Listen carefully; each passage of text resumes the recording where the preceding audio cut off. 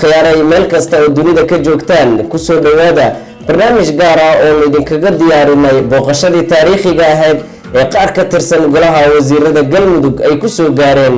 magaalada Pureland ee dalkan Sweden.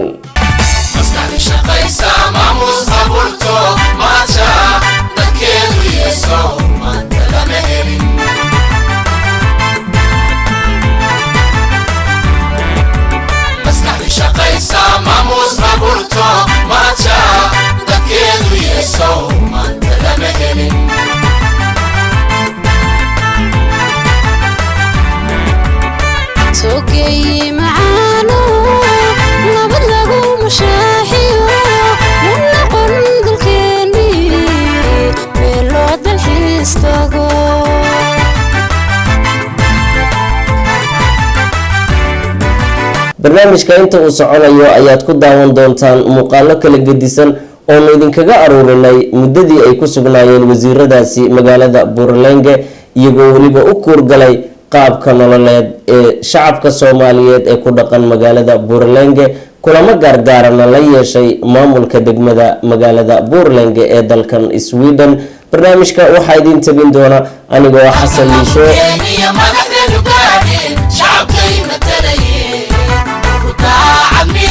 Somarag matontiya maha mesare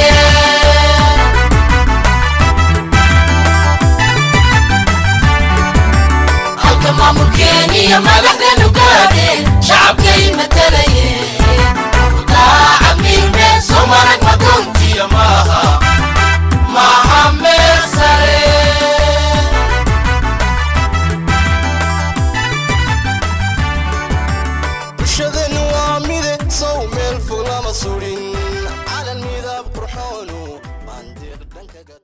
imaatinka wasiiradan ka socday maamul goboleedka Galmudug ayaa noqonayay kii ugu hadalhaynta badnaa asbuucyadii la soo dhaafay saxaafadda dalka Sweden.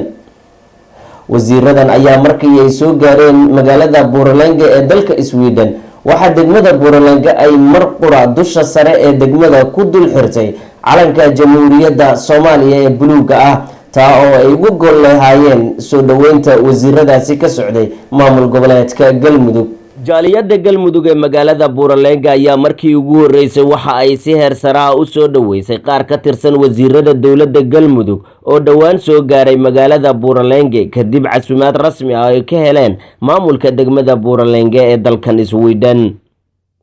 iyo markii ay soo gaareen wasiirada Galmudug magaalada Pureland waxa si rasmi ah loo dul suray degmada Pureland calanka buluuga ah ee jamhuuriyadda Soomaaliya 25 sano kadib waxaana ummadda Soomaaliyeed ee ku dhaqan magaalada Pureland ay u noqotay mid ay si aad u soo dhaweeyaan. wafdigan heerka wasiira ee ka socda dawlad goboleedka Galmudug ayaa waxa kamid ah wasiirada howlaha guud iyo dibudhiska Maxamed Maxmuud Guure, wasiirka kalluumaysiga iyo kheyraadka badda Xasan Maxamed Warsame, wasiirka cadaaladda Cabdulqaadir Sheekh Cali iyo la taliyaha madaxweynaha Galmudug Cabdulqaadir Qalab Xoor.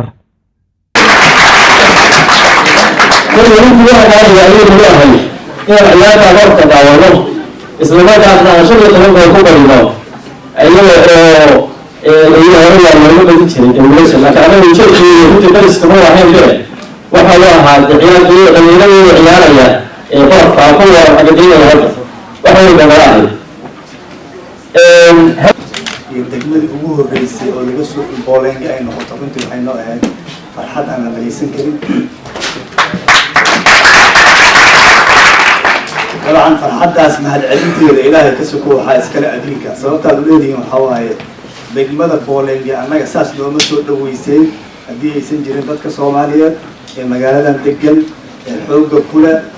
kule tayada oo degmaduna ixtiraam ay u hayso haddii laakiin degmada adinka aysan idin ixtiraameyn annagana nama ixtiraamteen marka saas darteed aan ku mutaysanay in calanka soomaaliyeed uu degmadan ka babado dhowr arrimoodba hortiina inaan maanta ka sheego midda koowaad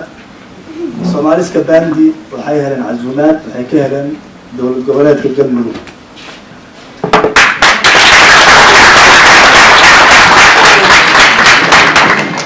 qaar ka mid ah horaan ugu sheegnay intooda kale aan hore u maqlin iyo adinka hortiina maanta waxaan leenahay ku soo dhawaada waxaan idinku soo dhaweynaynaa dalkiina hooye waxaan rabnaa xagga inaad noogu timaadaan ma aha inaad noo timaadaan anaa keliya waa idin geyn doonaa qaabka aad u tegi lahaydeen iyo waqtiga aad tegi lahaydeenna annaga idin soo sheegi doonaa haddii ilaah yidhaahdo annaga markaan halkaan joogno state kastaan ka nimaadno wasiiro aanu ahaano waxaan ku imaanaynaa oo dalkaan ku joognaa waa magaca soomaaliyeed markii waxaan ummadda soomaaliyeed ula hadlayno oo ka rabnayno waxa weeyaan waa soomaalinimo markii calanka la taagayay annaga muxuu ahayd calanka galmudug inta garabka soo saarano kanaan lagu taago waxaan dhahnaa nabada ekayn calanka galmudug waa calan gaara state baa iskale area iskale laakiin annaga magaca soomaaliyeed ku joognaa annaga aan wadi kanaan nabada taagaan walaalayaal meeshaan wixii sheekada waa laidin sheegay warka ma dheereenaayo meeshaan markaan nimaday wax badanaa faa'iidaysanay munaasabadda oo ahayd mid si weyn loo soo agaasimay isla markaana qaadatay waqti dheeri ah ayaa waxaa isku soo dubariday ururka midnimada Soomaaliyeed ee UMIS iyadoo ay goobta ku sugnaayeen dhalinyarada ciyaartoyda qaranka Soomaaliyeed ee xeegada barafka Soomaaliya Bande waxaana intii ay socotay munaasabadda khudbado qiimo badan ka soo jeediyay mas'uuliyiin ka kala socotay dhinacyada bulshada degmada iyo waliba wasiirada dawladda Galmudug ee martida u ah degmada Buuraleenga ee dalka Sweden marnaba kala dhameeyay bis qalbiga naftana dhiirigelin dhacay furan yeelo dadka qaranka loo maraayo dheeftamadu taale islaameen qofkii yiri ka tali dhimashadiisii Soomaaliya dhameystira amniga iyo ku dhirtaan dhaqaalaha dalkeena ku jira dhiro maxaa diidan daga xoolaha iyo maxaa dhiro ku suga diiday shidaal dhoofintiis iyo qudaar dhaxal ayaa diidan dhaqankii islaamka iyo bulshada ilaalasho yaa diidan markay soo dhawaatada jiwaa naga dhalbaahaa dabarqaba ayaa naga dhaxmay naga dhamaysaan dhiiqa ruux korsaday aan hurdada dhuuxin weligiise dhibta xoolaha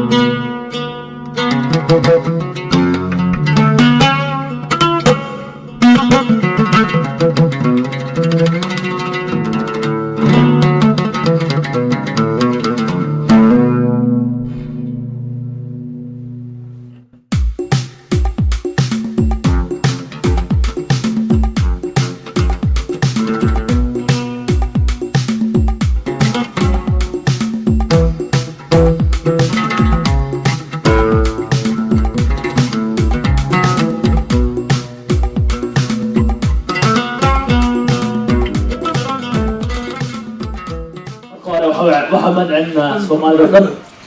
marka labaad waxaan عندنا Soomaalida Buuraleenga marka saddexaad waxaan عندنا wasiiradan wana soo booqday Buuraleenga ugu imaaday marka saddexaad waxaan عندنا ururka UMIS oo xafladda quruxda badan soo bandhigay adduunyada siiyay horta anaga Soomaali baan aadanay oo ku faraxsan inaan Soomaaliya matalo ruushka oo aadno waxaan oo tahay wax aad u qiimo badan horta runta hadii la eegana waxa ka helay taageero badan ka helay dadka Soomaalida ah laakiin weli taageero kasii badan oo kasii tan badan ay suugaan insha Allah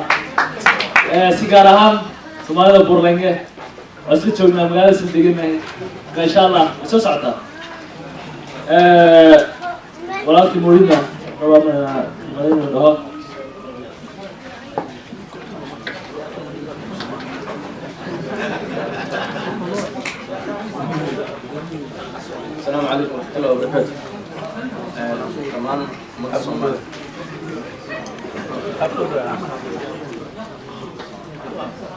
السلام عليكم ورحمة الله وبركاته. مقعي الوليد عبدي. مقعي الوليد عبدي. أنا جو قلتي كان في سوماليا بربطة. أنا ما تعرفنا يا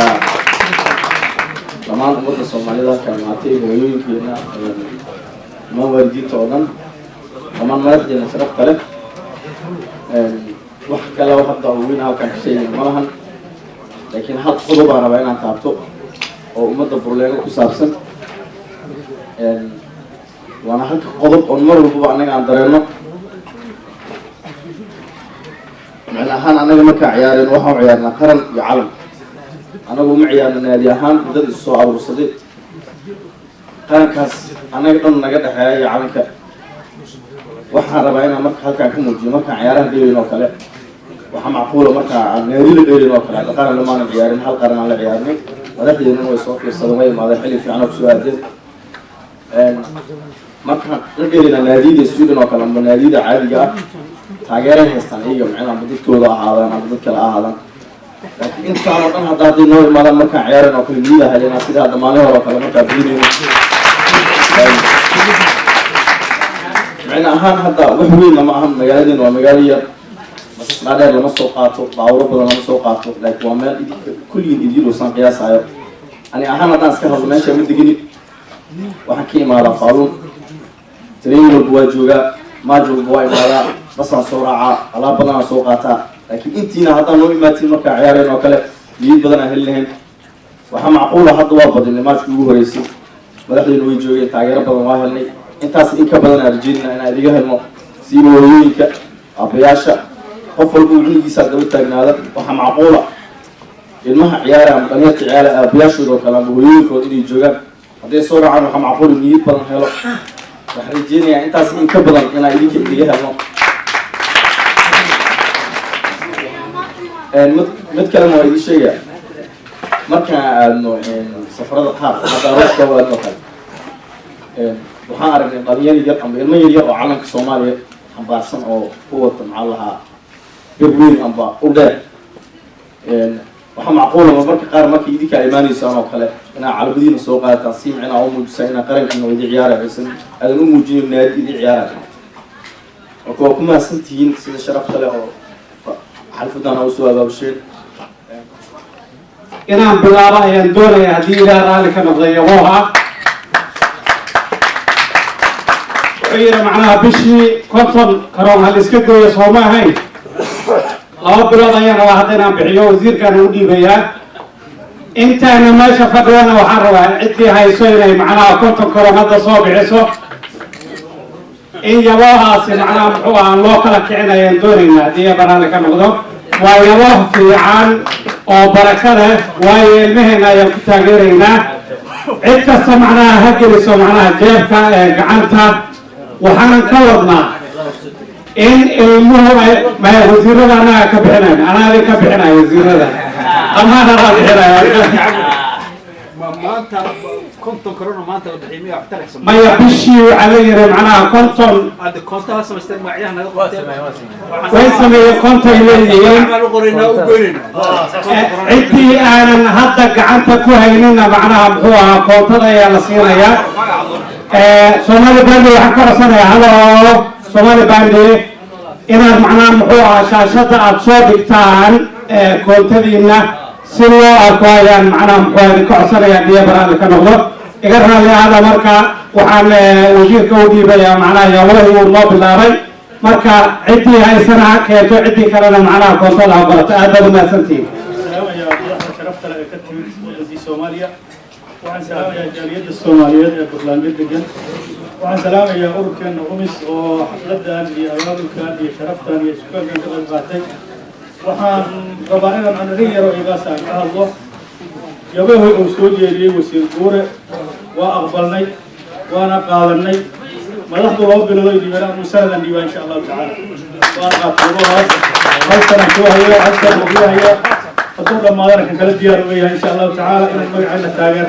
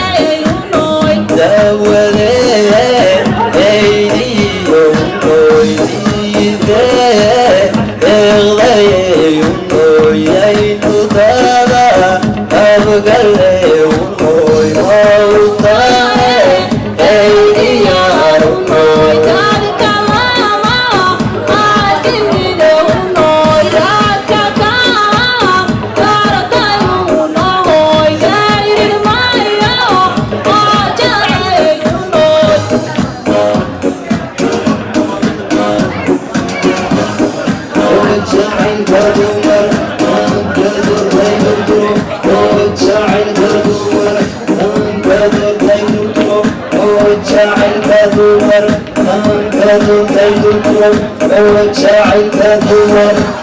كدور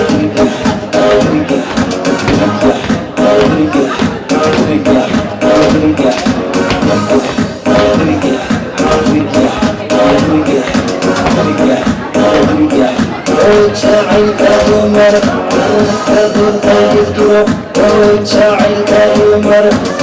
كدور كدور وجاعل كدور كدور كدور وجاعل كدور